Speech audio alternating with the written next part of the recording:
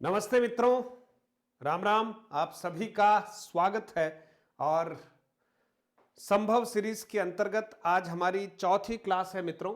और जैसा कि हम पढ़ रहे थे भाषाई कौशल एवं उनका विकास, हमने भाषाई कौशलों का प्रारंभिक परिचय पिछली कक्षा में प्राप्त कर लिया और साथ ही साथ हमने दो कौशलों के ऊपर पूरे अच्छे से डिटेल में बात कर ली है। आज की कक्षा में शेष बचे हुए दोनों कौशलों पर हम बात करने वाले हैं।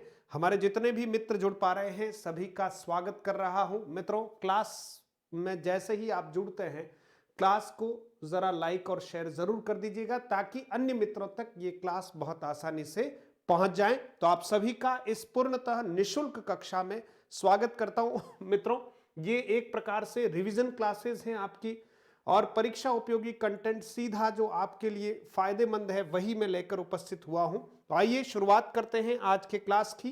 बहुत सारे मित्र हमारे जुड़ चुके हैं, उन सभी का स्वागत करता हूं। जो अपने जीवन का नियंत्रण अपने हाथ में नहीं रखता, बहुत बड़ी बात है स्वयं पर नियंत्रण रखना। जो अपने जीवन का नियंत्रण अपने हाथ में नहीं रखता तो उसके जीवन का नियंत्रण समय अपने हाथों में ले लेता है। मित्रों, इसलिए कोशिश करिएगा समय के साथ हमें चहलकदमी करनी चाहिए। समय के साथ हमें जो है ताल से ताल मिलाने का अभ्यास रखना चाहिए। समय से बलवान और कुछ भी नहीं है इस संसार में। आइए मित्रों, भाषाई कौशलों का ये हमारा दूसरा भाग है। पठन और लेखन कौशल आज विशेष रूप से हम पढ़ने वाले हैं।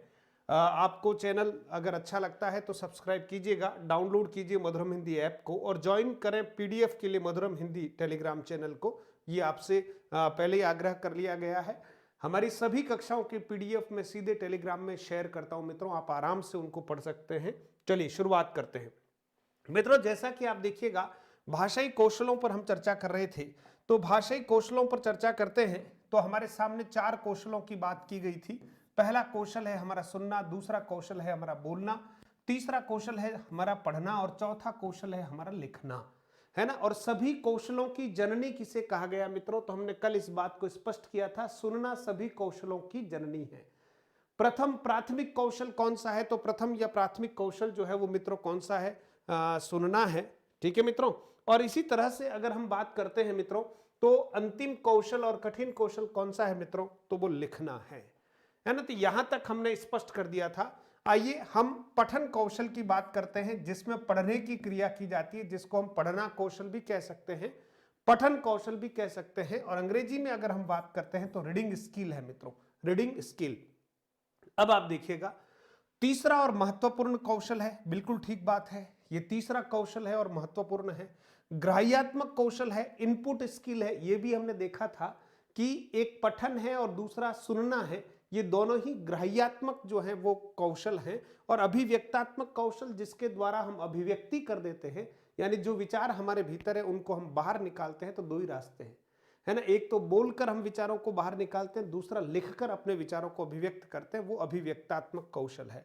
आंखों द्वारा देखना, मुंह द्वारा उच्चारण करना मित्रों, ये दो क्रियाएं एक साथ होती है। आंखों के द्वारा देखा जाएगा और मुंह के द्वारा उसका उच्चारण किया जाएगा और इसके बीच में जो मानसिक प्रक्रिया है उससे गुजरना होता है। लिखे हुए को पढ़ना मित्रों, जो लिखा हुआ उसको पढ़ना। उद्देश्य क्या है? पढ़कर अर्थ ग्रहण करना।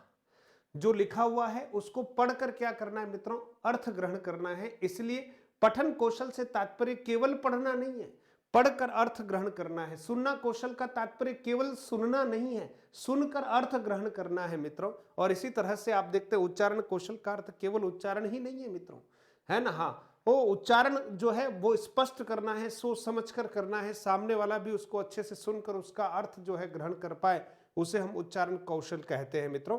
तो आइए हम आगे की तरफ बढ़ते हैं। हमारे अच्छी संख्या में मित्र जुड़ चुके हैं। वाचन कौशल भी कहते हैं, ये भी एक महत्वपूर्ण बात है कि पठन कौशल को क्या कहा जाता है मित्रों? वाचन कौशल भी कहा जाता है। पढ़ना संश्लिष्ट मानसिक क्रिया है, ध्यान रखना, पढ़ना जो है वो संश्लिष्ट मानसिक क्रिया है। सबसे पहले आंखें काम करती है।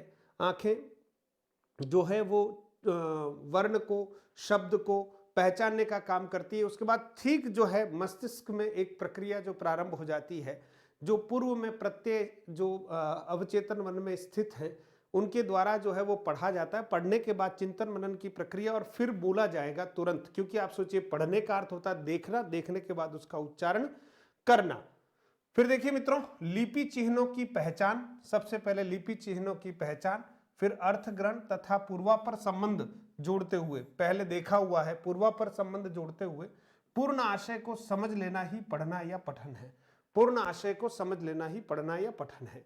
महर्षि पतंजलि इसके बारे में क्या कहते हैं वो हम थोड़ा ध्यान से यहां समझ लेते हैं।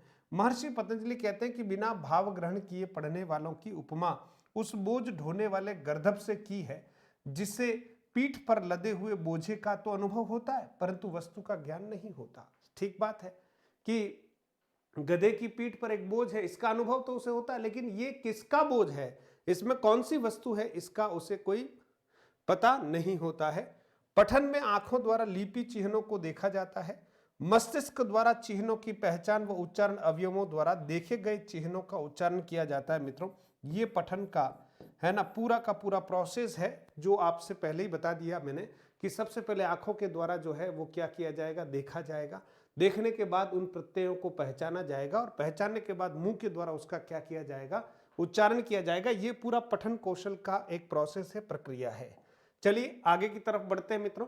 पठन या वाचन कौशल के प्रकार कितने होते हैं मित्रों, इस पर हम जरा विचार कर लेते हैं। पठन या वाचन कौशल की बात करते हैं या पढ़ना कौशल की बात करते हैं तो मुख्य रूप से इसके मित्रों दो प्रकार होते हैं।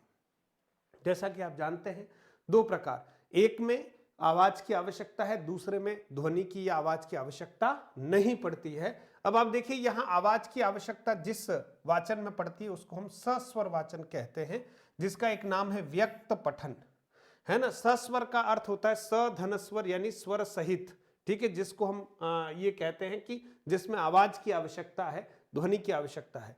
दूसरा मित्रों होता है मौन वाचन, है ना। मौन वाचन यानी अव्यक्त पठन जिसमें आवाज की कहीं पर भी आवश्यकता नहीं है। ये स्वर सहित वाचन है और ये स्वर रहित वाचन है, इसका हमें ध्यान देना है। मित्रों, ये स्वर सहित जो वाचन है इसको भी तीन भेदों में यहां बांटा गया है। पहला भेद होता है आदर्श वाचन जो शिक्षक के द्वारा प्राय किया जाता है और इसको कहते हैं मॉडल रीडिंग। अगर मैं मान लीजिए मैं किसी पुस्तक को है ना यहां पर खोलकर अच्छे से क्या करता हूं, पढ़ता हूं, है ना, शिक्षक होने के नाते बड़े आरोह अवरोह के साथ अगर मैं पढ़ने का काम कर रहा हूं, इसका मतलब मैं जो है अच्छे ध्वनि के साथ स्पष्टता के साथ पढ़ रहा हूं, तो मैं जो है क्या कर रहा हूं मित्रों, आदर्श वाचन कर रहा हूं। उसी समय छात्र क्या करते हैं मित्रों, सुनते हैं, और जब मैं आदर्श वाचन कर लूं तो छात्रों से भी एक एक को खड़ा करके उसी प्रकार के वाचन की अपेक्षा करता हूं मित्रों। तो छात्रों द्वारा जो वाचन किया जाता है उसे अनुकरण वाचन कहते हैं। और कभी कभी शिक्षक को यह आवश्यकता महसूस होती है कि आओ चलो मिलकर पढ़ लेते हैं, छात्र और शिक्षक दोनों, तो उसको हम समवेत वाचन कहते हैं। तो आप देखिए एक हो गया आदर्श वाचन, पूछा जाएगा किसके द्वारा किया जाता है, शिक्षक के द्वारा, अंग्रेजी में मॉडल रीडिंग कहते हैं। दूसरा होता है अनुकरण वाचन, किसके द्वारा किया जाता है, तो छात्रों द्वारा। अनुकरण वाचन कब किया जाता है, तो आदर्श वाचन के पश्चात किया जाता है। समवेत वाचन या समूह वाचन जिसको हम कह सकते हैं, शिक्षक व छात्रों द्वारा सामूहिक रूप से जो वाचन किया जाता है उसको समवेत वाचन या समूह वाचन के नाम से हम जानते हैं। फिर देखिए मित्रों मौन वाचन की अगर हम बात करते हैं तो मौन वाचन भी तीन प्रकार का होता है। मोटे तौर पर अगर देखें तो मौन वाचन दो प्रकार का है ना, और अगर विस्तार से देखें तो तीन प्रकार का मौन वाचन है मित्रों। एक है गंभीर वाचन। मित्रों गंभीर वाचन, मौन वाचन में स्वर की आवश्यकता नहीं है। हम बहुत सारी किताबें जब पढ़ते हैं तो बोल बोल के नहीं पढ़ते हैं, हम केवल पढ़ते हैं, है ना, आवाज कहीं निकालने की आवश्यकता नहीं होती, तो हम मौन वाचन कर रहे हैं। मौन वाचन में दो स्थितियां बनती है मित्रों। एक होता है गंभीर वाचन। गंभीर वाचन वह वाचन है जिसमें पढ़ते हुए समझने की प्रक्रिया साथ साथ में चलती है, जिसमें समय की कोई बाध्यता नहीं है, समझना महत्वपूर्ण होता है। दूसरा वाचन होता है मित्रों द्रुत वाचन। द्रुत वाचन जैसे नाम से ही स्पष्ट पता चलता है कि इसमें स्पीड मैटर करती है। द्रुत वाचन जैसे परीक्षा से 6 महीने पहले हो सकता है हम गंभीर वाचन करें, लेकिन परीक्षा से 10 दिन पहले या 5 दिन पहले हम हो सकता है द्रुत वाचन करें। इसमें गति पर विशेष ध्यान दिया जाता है, समझ पर इतना ध्यान नहीं दिया जाता है। तो कभी आ जाए गंभीर वाचन के संबंध में सत्य कथन है ना, और द्रुत वाचन के संबंध में सत्य या सत्य कथन है, तो हमें ध्यान रखना है। विहंगावलोकन, अनावश्यक को छोड़कर आवश्यक पर ध्यान देना, ये विहंगावलोकन होता है। परीक्षा के समय 1 दिन 2 दिन पहले हम विहंगावलोकन करते हैं, जो मोस्ट होता है उसको हम है ना, पढ़ने का प्रयास करते बिना किसी आवाज के, उसको विहंगावलोकन कहते हैं मित्रों। वैसे मुख्य रूप से दो ही भेद होते हैं, है ना, सामान्य रूप से बात करें तो तीन भेदों में हमने बात कर ली। फिर मित्रों देखिए, सस्वर वाचन की बात की जाती है तो सस्वर वाचन है क्या? लिपि प्रतीकों को वाणी प्रदान कर अर्थ ग्रहण करना ही सस्वर वाचन कहलाता है। यानी लिपि प्रतीकों को वाणी प्रदान कर अर्थ ग्रहण करना ही सस्वर वाचन कहलाता है। यदि आंखें पाठ्य सामग्री को उचित समय एवं मात्रा में ग्रहण करे, यदि आंखें पाठ्य सामग्री को उचित समय एवं मात्रा में ग्रहण करे, मन तत्परता पूर्वक उनमें योग देकर बुद्धि से अर्थ विश्लेषण करा सके, मन बुद्धि के संकेतानुसार वाक शक्ति उसे उचित वाणी में प्रकट कर सके, तो यह पढ़ने की सर्वोत्तम प्रक्रिया होगी और इसको मित्रों सस्वर वाचन के नाम से हम जानते हैं। ठीक है, बहुत सुंदर तरीके से यहाँ वाचन को अभिव्यक्त करने का प्रयास किया गया है। आपको ये समझ में आ गया होगा। अच्छा, जितने मित्र जुड़े हैं उन्होंने मंदिर की घंटी दबाई या नहीं? आपको कक्षाएं ठीक लगती हो तो घंटी जरूर दबानी है। और साथ ही साथ ये कक्षाएं उन सभी बच्चों के लिए है जो राजस्थान भर में किसी भी कोने में तैयारी कर रहे हों और शिक्षण विधियों के बारे में थोड़ा सा और रिवीजन के रूप में कक्षाएं चाहते हों। आपने कुछ अन्य शिक्षकों के द्वारा संचालित कक्षाओं को देखा होगा, मैं स्वागत करता हूं, कोई दिक्कत नहीं है, लेकिन एक रिवीजन बेस पर आप इन कक्षाओं का भी उपयोग कर सकते हैं। तो आपको जरूर शेयर एंड लाइक के साथ जुड़ने का प्रयास करना चाहिए। अब देखिए, सस्वर वाचन की विशेषताएं क्या होती है मित्रों? सस्वर वाचन की विशेषताएं शुद्ध एवं स्पष्ट उच्चारण, विराम स्थलों का ध्यान रखना, आरोह अवरोह का ध्यान रखना, आत्मविश्वास व संकोच रहित पठन है। ये आत्मविश्वास चाहिए, संकोच रहित पठन है। प्रसंगानुकूल वाणी में ओजस्विता, प्रसादत्व व माधुर्यता। ओजस्वी वाणी में प्रसंगानुकूल वाणी में ओजस्विता, प्रसादत्व व माधुर्यता ये जरूरी है, उच्चारण करते समय हमें ध्यान रखना है। सस्वर वाचन के प्रकार की बात करेंगे तो आदर्श वाचन जो शिक्षक के द्वारा किया जाता है ना, अनुकरण वाचन जो छात्रों के द्वारा किया जाता है, संवेद वाचन जो शिक्षक व छात्रों के द्वारा किया जाता है, और बाद में कोई ऐसी स्थिति बनती है जिसमें कोई त्रुटि की स्थिति हो तो संशोधन भी आवश्यक है और वो भी किया जाता है। यहां तक क्लियर हो गया मित्रों? बस मुस्कुराते हुए आपको पढ़ना है, बहुत तनाव और दबाव के साथ नहीं पढ़ना है। आतताई नष्ट होंगे, मैं प्रतिदिन कक्षा में इस भाव को जरूर रिपीट करता हूं। भ्रष्टाचारी जो है वो पस्त होंगे, ठीक है, उनके हौसले नष्ट होंगे।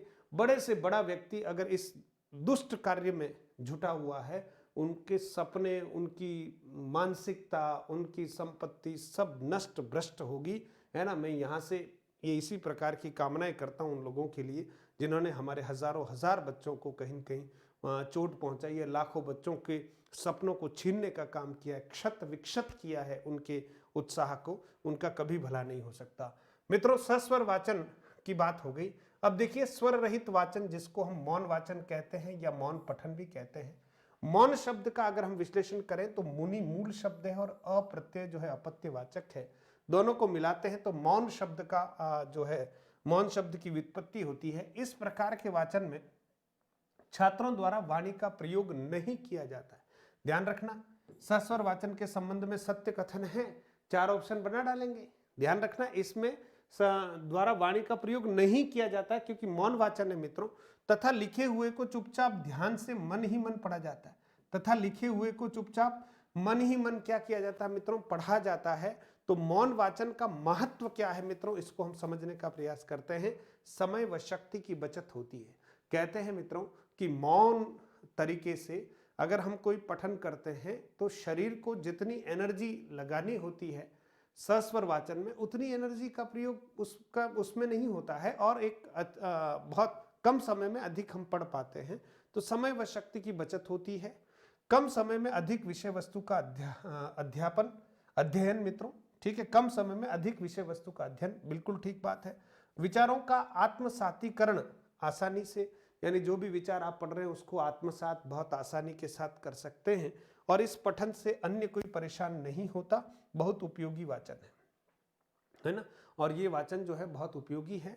2 लोग पास में बैठकर बहुत आराम से अपना अपना विषय पढ़ सकते हैं। इसमें एक दूसरे को किसी भी प्रकार से डिस्टर्ब या मतलब जो है उसकी प्रक्रिया को बाधित नहीं किया जा सकता है। चलिए आगे बढ़ते हैं मित्रों।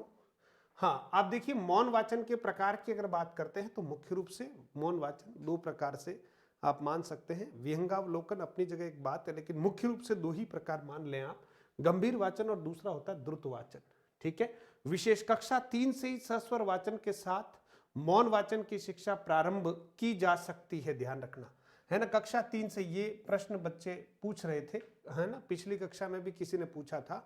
तो कक्षा 3 से सस्वर वाचन के साथ मौन वाचन की शिक्षा प्रारंभ की जा सकती है, लेकिन कक्षा 6 मौन वाचन पर सस्वर वाचन की अपेक्षा अधिक बल देना चाहिए। यानी शुरुआत तो कक्षा 3 से की जा सकती है, लेकिन ज्यादा फोकस करने वाला मामला है कक्षा 6 में। कक्षा 6 में मौन वाचन पर सस्वर वाचन की अपेक्षा अधिक बल देना चाहिए। फिर देखिए मित्रों, पठन कौशल की विधियां, यहां मौन वाचन के साथ साथ अब हम देख रहे हैं पठन कौशल या वाचन कौशल की कुछ विधियां होती है मित्रों। तो एक होता है कथा पद्धति। एक क्या होता है? कथा पद्धति। अक्षर बोध विधि या वर्ण बोध विधि इसमें, पद पद्धति देखो और पढ़ो विधि पूर्व प्राथमिक स्तर हेतु, और वाक्य पद्धति सर्वश्रेष्ठ विधि है किसकी? पठन कौशल की, कथा पद्धति के अंतर्गत। आगे बढ़ते हैं। फिर देखिए पठन कौशल के प्रमुख उद्देश्य क्या है? पढ़कर अर्थ ग्रहण करने की योग्यता का विकास करना, विविध शैलियों में पढ़ने की क्षमता का विकास करना, स्वाध्याय की प्रवृत्ति का विकास करना, है ना, पठन कौशल के उद्देश्य। और स्वतः अर्थ ग्रहण व भावाभिव्यक्ति की सशक्त योग्यता छात्र में जो है वो निर्मित करना कि स्वतः अर्थ ग्रहण कर पाए, वो भावाभिव्यक्ति की सशक्त योग्यता उसके भीतर हो। पठन के लाभ क्या है मित्रों? आप जानते हैं पठन जो है वो कहीं न कहीं क्या है? इनपुट है, एक कौशल है जिसके द्वारा इनपुट किया जाता है। ये ग्राह्यात्मक कौशल है। तो ज्ञान का विस्तार पठन कौशल के लाभ है। इससे ज्ञान का विस्तार होता है, विशिष्ट व्यक्तित्व का निर्माण होता है, विषय वस्तु के ज्ञान में अभिवृद्धि होती है, व्यवहार दक्षता में वृद्धि होती है, बोध ग्रहण क्षमता में विकास होता है, शुद्ध एवं स्पष्ट उच्चारण होता है। मित्रों कैसा उच्चारण होता है? शुद्ध एवं क्या होता है मित्रों? स्पष्ट। इसमें क्या होता है? उच्चारण होता है। तो बोध ग्रहण क्षमता में विकास, शुद्ध एवं स्पष्ट उच्चारण जो है वो पठन के क्या है मित्रों? लाभ है। इसलिए पढ़ना, आप देखते हैं समाचार वाचक जो होते हैं उनमें इसी कौशल की बहुत स्पष्टता होती है और इसी कौशल में वो बहुत अच्छे से कुशल होते हैं, इसीलिए समाचार वाचक का दायित्व एंकर की भूमिका निभा सकते हैं। फिर देखिए मित्रों, अंतिम और चौथा जो कौशल है वो है लेखन कौशल मित्रों, जिसमें लिखना क्रिया होती है। और आप जानते हैं अंग्रेजी में जिसको हम राइटिंग स्किल्स कहते हैं। मैं यूं कहूं कि बड़ी कक्षाओं में, कुछ छोटी कक्षाओं को छोड़ दीजिए, उच्च प्राथमिक स्तर तक की मोटा मोटी, उसके बाद अक्सर बड़ी कक्षाओं में मित्रों मूल्यांकन का जो आधार है वो कौन सा है? लिखना। लेखन कौशल ही मूल्यांकन का आधार है। आप कितना अच्छा बोल सकते हैं उसका मूल्यांकन नहीं होगा, लेकिन आप कितना अच्छे से लिख सकते हैं इसका मूल्यांकन है। बड़ी कक्षाओं में जो भी परीक्षा होती है उसका पैटर्न मित्रों यही होता है। तो भाषा को लिपिबद्ध करना ही लेखन है ना। जो हमारे लिपि चिह्न है, प्रतीक चिह्न है ना, उनको किसी बात को उनके माध्यम से लिखना ही लेखन कौशल है। लेखन एक कला है, एक आर्ट है, एक कौशल है, एक स्किल है। भाषा के स्वरूप को स्थायित्व प्रदान करता है। ये बिल्कुल सही बात है। लिखी हुई बात स्थायी होती है, मौखिक रूप से कही हुई बात जो है इतनी स्थायी नहीं होती है। इसलिए भाषा के स्वरूप को स्थायित्व प्रदान करता है। भाषा सीखने सिखाने का चतुर्थ कौशल है, सबसे कठिन माना गया है। भाषाई कौशलों में सर्वाधिक स्थायी कौशल है। लेखन कौशल में वर्तनी शुद्धि का बहुत महत्व है और मूल्यांकन एवं मापन में लेखन कौशल का सर्वाधिक महत्व है। जैसा कि मैंने आपको बताया कि बड़ी कक्षाओं में माध्यमिक स्तर, उच्च माध्यमिक स्तर और कॉलेज स्तर या इस तरह की अन्य जो परीक्षाएं हैं उनमें मित्रों लेखन कौशल का ही विशेष फोकस किया जाता है ना। तो ये अभिव्यक्तात्मक कौशल है, जैसा कि आप सभी जानते हैं। आगे बढ़ते हैं मित्रों। आगे देखिएगा, गांधी जी कहा करते थे हस्तलिपि का खराब होना, क्योंकि गांधी जी की हस्तलिपि जो है वो बड़ी विकृत थी, ऐसा उनका खुद का मानना था। उनकी राइटिंग अच्छी नहीं थी, इसलिए उन्हें अपने व्यक्तित्व में ये कमी दिखती थी और इसको स्वीकार भी करते हैं। हस्तलिपि का खराब होना अधूरी पढ़ाई की निशानी है, ये कथन गांधी जी का है। लिखना सिखाने की विधियों का वर्गीकरण। अब लिखना सिखाने की कुछ विधियां हैं। एक विधि है मित्रों अनुकरण विधि, जो दो प्रकार की होती है। एक होता है रूपरेखा अनुकरण और दूसरा होता है स्वतंत्र अनुकरण। रूपरेखा अनुकरण में मित्रों पहले क्या किया जाता है? Dot dot dot dot dot, इस तरह से डॉट होते हैं, है ना, और उन डॉट को क्या किया जाता है? बच्चों को मिलवाया जाता है ऐसे ऐसे ऐसे, और धीरे धीरे धीरे धीरे उनको हम वर्ण बनाना सिखाते हैं। ये रूपरेखा अनुकरण है। और एक मित्रों सीधा स्वतंत्र अनुकरण है, बोर्ड पर सीधा अक्षर लिख लिया जाता है, वर्ण लिख लिया जाता है, बच्चे कॉपी में उसको बोर्ड से देखकर हूबहू उतारने का अभ्यास करते हैं। मैडम मॉन्टेसरी विधि भी है, इसमें आंख कान ज्ञानेंद्रिय हाथ कर्मेंद्रिय आदि लेखन अभ्यास करवाया जाता है। उभरे हुए अक्षर होते हैं मित्रों और उसके ऊपर अंगुली घुमाई जाती है बच्चों की, तो एक प्रकार से किसी पर्टिकुलर वर्ण को लिखने के लिए एक कर्व का जो है उनमें डेवलप हो जाता है। तो इस तरह से ये कह सकते हैं कि मॉन्टेसरी विधि में ज्ञानेंद्रियों और कर्मेंद्रियों के उपयोग से लेखन सिखाया जाता है। फिर देखिए मित्रों पेस्टोलॉजी विधि, जिसको खंड खंड में वर्ण लेखन अभ्यास करवाया जाता है, खंड खंड में वर्ण लेखन अभ्यास करवाया जाता है। ठीक है, खंड खंड में वर्ण लेखन अभ्यास करवाया जाता है, टुकड़े टुकड़े में अभ्यास करवाया जाता है। जैसे देखिए हमें मित्रों क लिखना है तो यहां से हम शुरुआत कर रहे हैं, इस तरह से टुकड़े टुकड़े में जाकर हम क्या कर रहे हैं, क पूरा बना रहे हैं। ये जो है पेस्टोलॉजी विधि कहलाती है, खंड खंड में वर्ण लेखन। फिर मित्रों जैक्टॉट विधि है, बालक देखता है फिर लिखता है, मिलान करता है व स्वयं संशोधन करता है। यानी बालक एक बार बोर्ड पर शिक्षक के द्वारा लिखे हुए शब्द को देखता है, फिर बिना देखे हुए अपनी कॉपी में लिखता है, कॉपी में लिखने के बाद वो फिर वापस बोर्ड पे देखता है, मिलान करता है, सही हो तो ओके और गलत होने पर वो पुनः लिखता है। तो ये है मित्रों जैक्टॉट विधि। लेखन 3 प्रकार का होता है मित्रों, एक अनुलेख यानी देखकर लिखना, एक प्रतिलेख यानी पुस्तक से प्रतिदिन स्व पुस्तिका में अभ्यास करना, स्व प्रतिलेख यानी जो किताब में लिखा उसको हम क्या करते हैं, देखकर अभ्यास करते हैं, श्रुतलेख यानी सुनकर लिखना। तो लेखन 3 प्रकार का होता है, अनुलेख, प्रतिलेख और श्रुतलेख। लेखन कौशल विकास हेतु शिक्षक को स्वयं आदर्श लेखनी का प्रयोग करना होगा। सबसे बड़ी बात कि आप अगर बच्चों को अच्छा लिखना सिखाना चाहते हैं तो आप सोचिए स्वयं शिक्षक को आदर्श लेखनी का क्या करना पड़ेगा मित्रों, प्रयोग करना पड़ेगा। शिक्षक स्वयं जो है आदर्श तरीके से लिखेगा, सबसे पहली बात। ठीक है, अब आइए कुछ प्रमुख प्रश्न हैं उनको भी हम एक बार देख लेते हैं। और हमने एक प्रकार से आज की कक्षा में क्या क्या पढ़ा उसको एक बार मैं सभी मित्रों के सामने एक बार फिर से रिवाइज कर देता हूं। जो मित्र बाद में जुड़े हैं वो जरूर देखिएगा। हमने आज जो है भाषाई कौशलों की दूसरी कक्षा हम पढ़ रहे हैं, जिसमें पठन और लेखन कौशल पर हम बात कर रहे थे, जिसमें हमने सबसे पहले देखा मित्रों कि भाषाई कौशल 4 प्रकार के होते हैं। उसमें सुनना, बोलना, पढ़ना, लिखना है। 2 कौशल हम इससे ठीक पहले वाली कक्षा में पढ़ चुके हैं, इसलिए तीसरा जो कौशल है पठन कौशल से हमने शुरुआत की। यह तीसरा और महत्वपूर्ण कौशल है, ग्राह्यात्मक कौशल है। उद्देश्य होता है पढ़कर अर्थ ग्रहण करना। इसे वाचन कौशल भी कहते हैं। पढ़ना संश्लिष्ट मानसिक प्रक्रिया है, क्योंकि इसमें मानसिक जो है देखने के साथ ही फिर जो प्रत्यय पूर्व निर्धारित है उन्हें पहचान करना और फिर मुंह से उसका उच्चारण करना, एक मानसिक प्रक्रिया से गुजरने का कार्यक्रम है। पठन या वाचन कौशल मुख्य रूप से 2 प्रकार के होते हैं। सस्वर वाचन जिसके 3 प्रकार होते हैं, और यहाँ मौन वाचन के भी 3 प्रकार बताएं, लेकिन मूलतः बात करें तो 2 ही भेद होते हैं, गंभीर वाचन और द्रुत वाचन। और उधर आदर्श वाचन, अनुकरण वाचन और संवेद वाचन। इसी प्रकार से सस्वर वाचन जिसमें स्वर की आवश्यकता होती है मित्रों, और ये 3 प्रकार का होता है जिस पर हमने बात कर ली थी। और इसी प्रकार से मौन वाचन मुख्य रूप से 2 प्रकार का होता है, ठीक है, जिसमें वाणी की आवश्यकता नहीं होती है। गंभीर वाचन और द्रुत वाचन मित्रों कक्षा 3 से सस्वर वाचन के साथ मौन वाचन का अभ्यास प्रारंभ कर दिया जाता है। कक्षा 6 में मौन वाचन परीक्षाओं में आया हुआ प्रश्न है।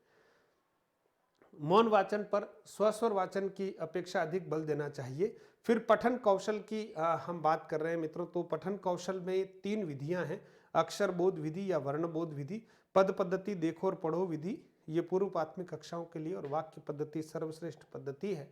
पठन कौशल के उद्देश्य आपके सामने, पठन कौशल के लाभ आपके सामने।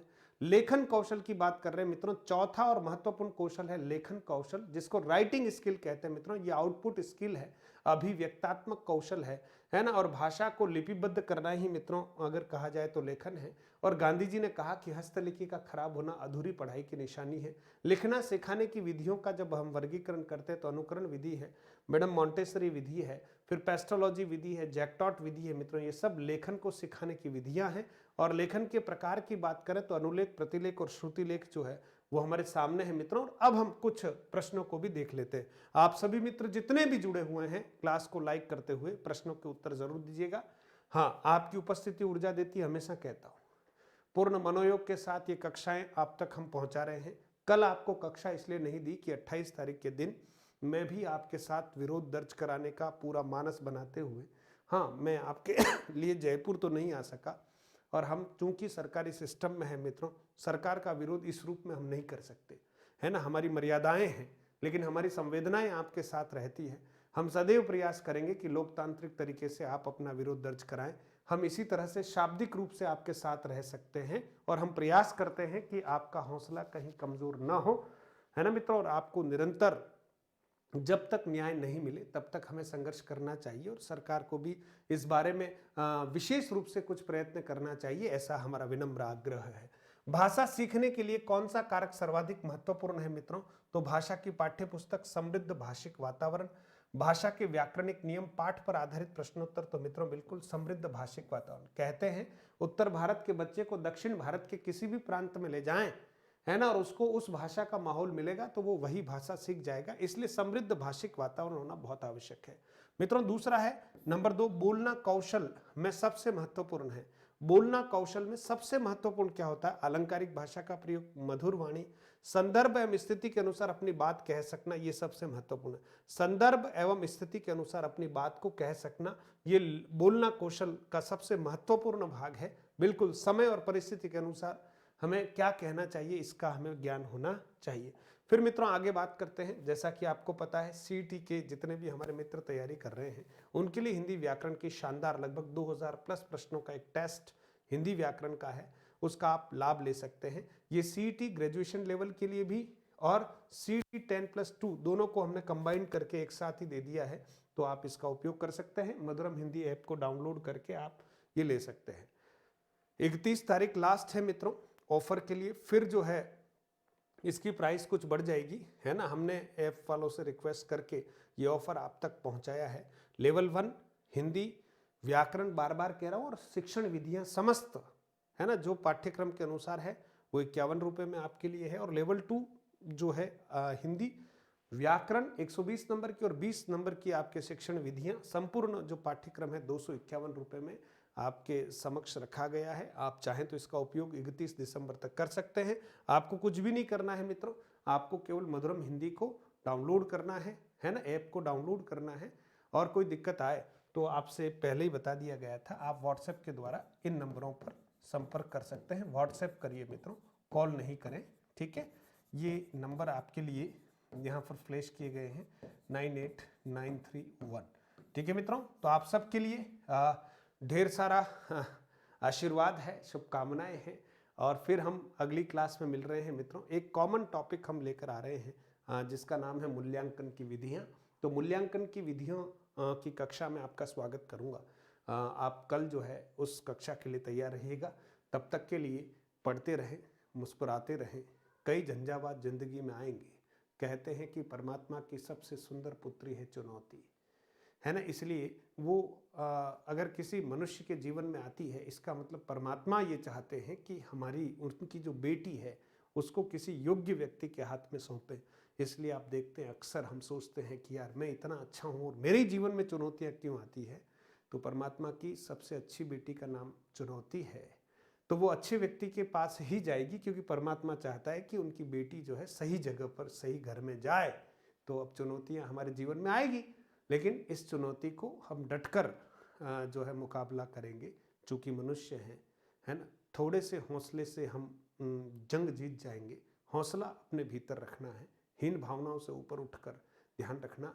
जीवन से बड़ा कोई लक्ष्य नहीं होता है ना। जिस लक्ष्य के लिए जीवन दांव पर लगाया जाए, तो मेरे हिसाब से उस लक्ष्य का वर्ण करने की ज़्यादा आवश्यकता नहीं है, क्योंकि ये जीवन केवल और केवल आपका ही नहीं है, आपके माता पिता का है ना, इस समाज का है, आपके रिश्तेदारों का है ना, इस मातृभूमि का है। इसलिए हम कुछ न कुछ इस मातृभूमि के निमित्त निरंतर करेंगे। हाँ, पढ़ाई के द्वारा हमारा करियर बनाने का हम निरंतर प्रयास कर रहे हैं। दुष्ट लोग जो है शीघ्र नष्ट हों, है ना। ये आधुनिक राक्षस जो हैं, जो हमें पीड़ा पहुंचाते हैं हमारे बच्चों को, उनके हौसले बिल्कुल पस्त हों। इन्हीं कामनाओं के साथ आज की कक्षा को यहीं विराम देते हैं। जय हिंद साथियों।